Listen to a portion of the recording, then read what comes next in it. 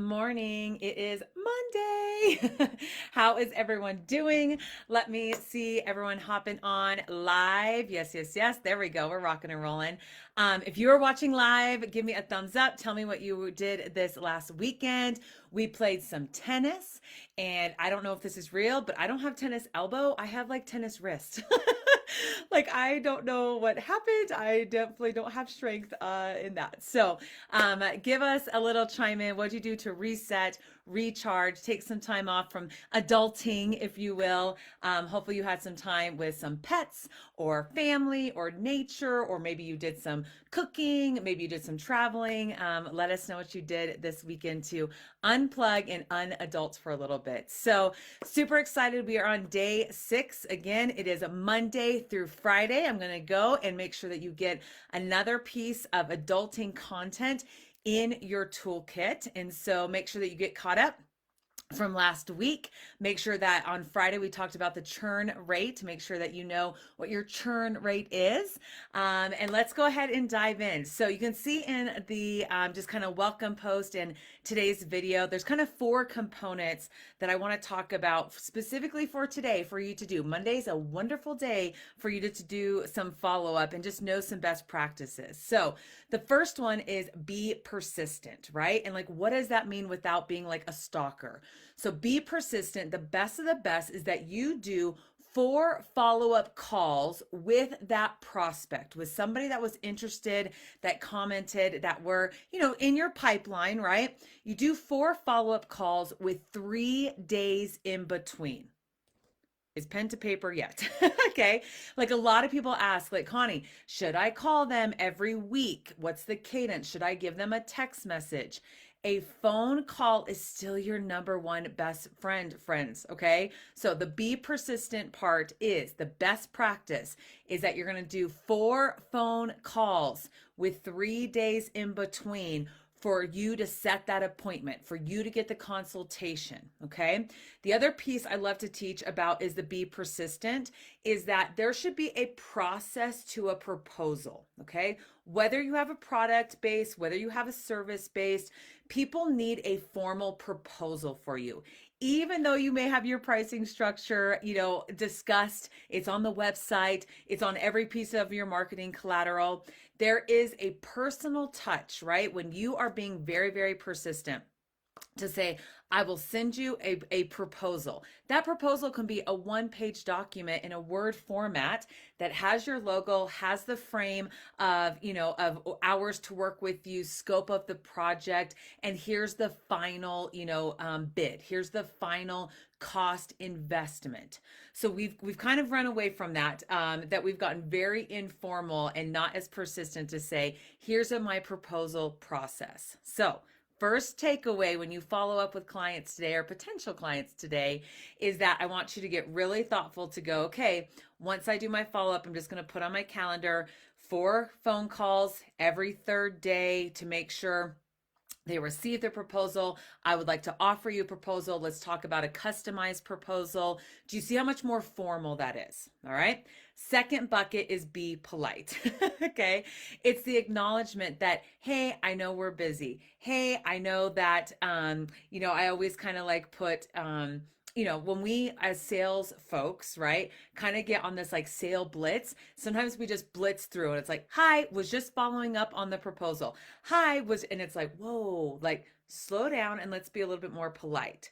So how I like to teach this is that once you make your phone call, and let's say it's somebody that you're like, I really want them to convert. Like, I know that they would get so much value out of my business, out of what I offer. Like, I really do want them to be part of, our business. You could send what I call a PS. Okay. So it's an email or it's a private message to an article, to a link, to a blog, to an interview. But you literally say, like, thank you for your time. I left a message, yesterday, but PS, thought this article could serve you well. So it's not like last week where we're teaching you to invite to an event, right? Someone else's event, someone else's mastermind, someone else's Adulting happy hour tonight. Wink, wink. See you tonight. We'll talk more about that. But it really is a process that when you're like, I want to be polite, I don't want all my conversations to be just following up on, do they want to do the thing? Do they want to move forward with the membership? Do they want to, move forward with the photography session, right? I want you to pause and go, how could I add value? And it's a PS strategy. And you send forward that article, you send forward that interview, you send forward that podcast. It could be industry related to your business. It could be Connie's trying out, tennis, and she just talked about her, nice, not tennis elbow, but tennis wrist. And there's a couple of stretches that you're like, hey, saw this on Pinterest, saw this on a friend's, wall, saw this on an Instagram feed. But just a PS technique is a way to you become a little bit more humanized in the process when you're adulting. All right. Third bucket is be professional. And the way I like to talk about this is the be professional, like pizzazz. Okay.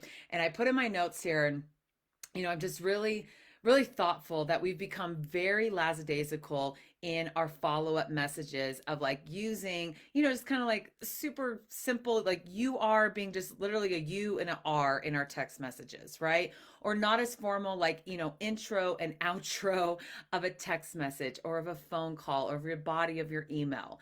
So I want you to just do a quick audit today that when you're following up in a voice memo, when you're following up in an email, does this pass the professional like test, right?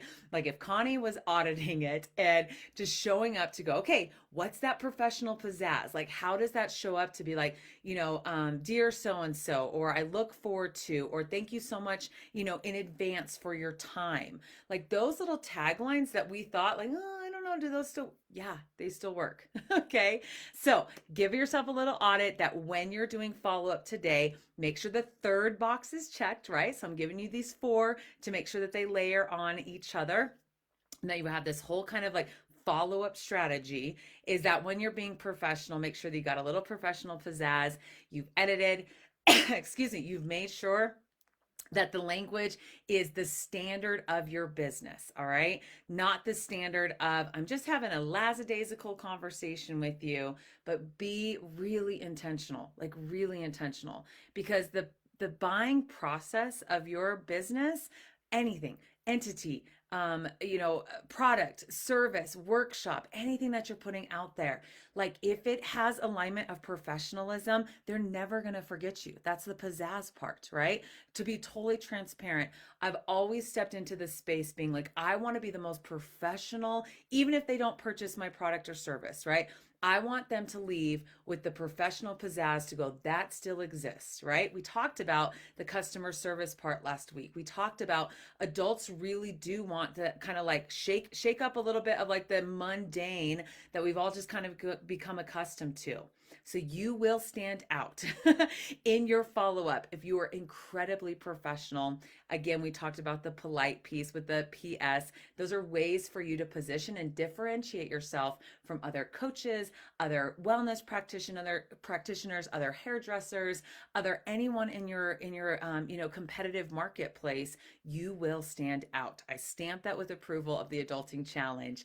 Is that a lot of past participants, when I come in and I'm like, hey, that's just not as professional as maybe it could be, right? That dialing that in and dialing that up today is going to be part of your challenge. All right. Last but not least is, but don't be a pest. Okay. So you can use verbiage like this. I sometimes say like, hey, I unfortunately we've missed each other the last couple of phone messages. I know that you scheduled something on my calendar. Like I'm acknowledging, right? Like they missed an appointment. They no-showed. They did not respond back on the deadline we gave them, right? So I'm always super mindful. And I always just say, I don't want to be a pest, right? Like I don't want to, waste your time. I want to be mindful of your time. Use some of these scripts. Sometimes I say I come with a stalker free guarantee. So if this isn't a fit for you, this next quarter, please let me know so I can, accordingly follow up. Better to your timeline, not mine. So just be very mindful of like, it is okay at the end of your follow-up process where you feel like you've done these steps and you feel you're like, I don't know what to do with this person. We've had the conversation. They no showed on the proposal process. They no showed on our, scheduled connect, on our scheduled appointment. They just keep rescheduling, right? Like how many times do you have that where, they set their appointment and then that morning you get the text message and you're kind of like, it, right? You're like, I kind of had a feeling, right? Address that, right? I'd rather you spend your valuable follow-up time to people that actually do have interest, or you going out and doing new prospecting, to be honest with you. But let's hold the line now, okay? You're going to be persistent, you're going to be polite, you're going to be professional. And part of that professional side is you genuinely honoring, not like graveling for business, not like, "Oh, please come into my business," right? What if it's you just held it and said, "Hey, I know we've missed each other a couple times. I've left a couple messages. I like acknowledge that you have been doing the due diligence, right? This is your business. This is your baby. Okay." And just say, what is the best next step? So I wrote down here is you determine the next best steps. Write that down. That puts your prospect in a place that they get to drive that, right? You don't drive your now 13 touches, which everyone last week was like, 13? Yeah, 10 to 13. You put them in the driver's seat and you let them be the adult of their funds, their finances, their decisions, their commitments, right?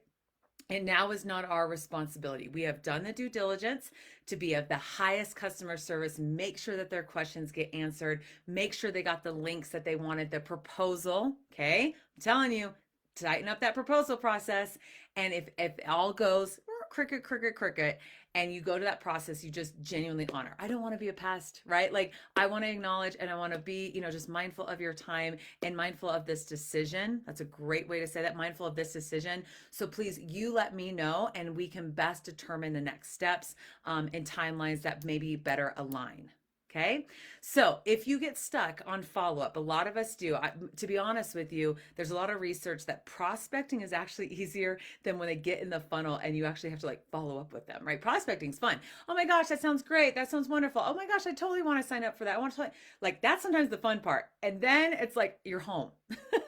And then you have to look at your phone and your email and put them in the CRM system, right? So I hope that that helps you today. And here is the adulting challenge. I want you to choose 5 individuals and I want you to go through this process.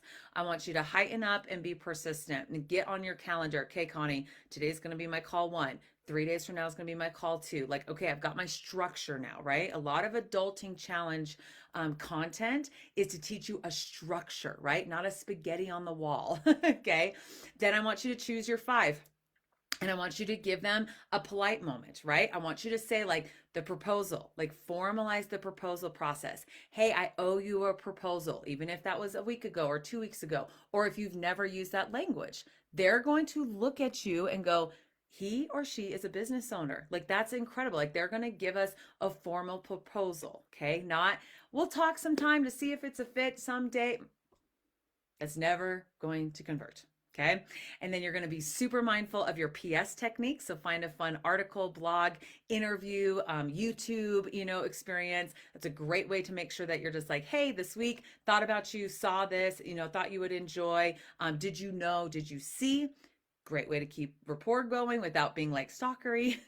And then last but not least, challenge accepted, right? Let's say you've been following up with a couple people in the beginning of July, like July 4th hit, you gave a couple days and they've just kind of just like fallen off of the list. They have fallen off of your reminders.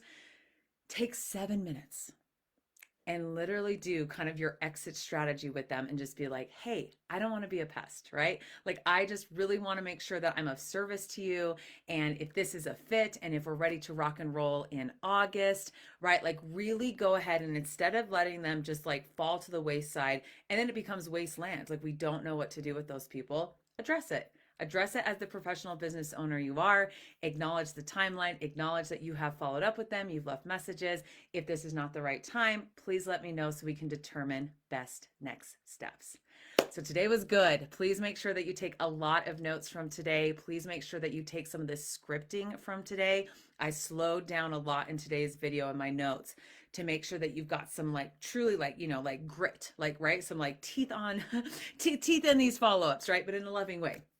so that you do not have to feel like you're spinning your wheels with follow up. So pick your 5 people you're going to start this process with, and then just reflect just for July who has fallen off the wayside that you need to do the like, hey, I don't want to be a pest. Hey, I come with a stalker free guarantee. I know we've missed each other. I know that you've canceled and rescheduled. Go for that. Like, there's no better time than today. Okay, so tell me your greatest takeaway from today, and put that in the comment section. As we wrap up, remember that tonight, so Monday, if you're watching this video a little bit later than this morning, is that we do have our adulting happy hour. So it's a bonus. It is public, so that we will do a lot of like just networking and just talking about adulting strategies, and a little bit of time for you to get some exposure. So it's absolutely a wonderful opportunity to invite other colleagues, other teammates, other vendors, other people that you network with.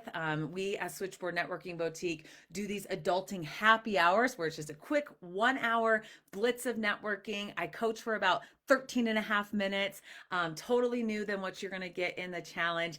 And it's a great way for you to take some action steps of prospecting, making some strategic partners, making some alignment with some new folks in your pipeline. So I hope that's a blessing. I hope to see you all on the adulting happy hour tonight. It will be recorded, but I'm only sending it out to everyone that just inquires. Of course, I'll put it in the challenge, but you're going to get so much. I can't record a networking experience for you when you can't be there. So I hope that you can carve out time. Again, 6 p.m. The event is in our secret Facebook group. The Zoom link is there. I'll see you right on time at 6 p.m. Mountain Standard Time. And just thank you for diving back in. Have a blessed Monday, and I will see you tomorrow. Bye.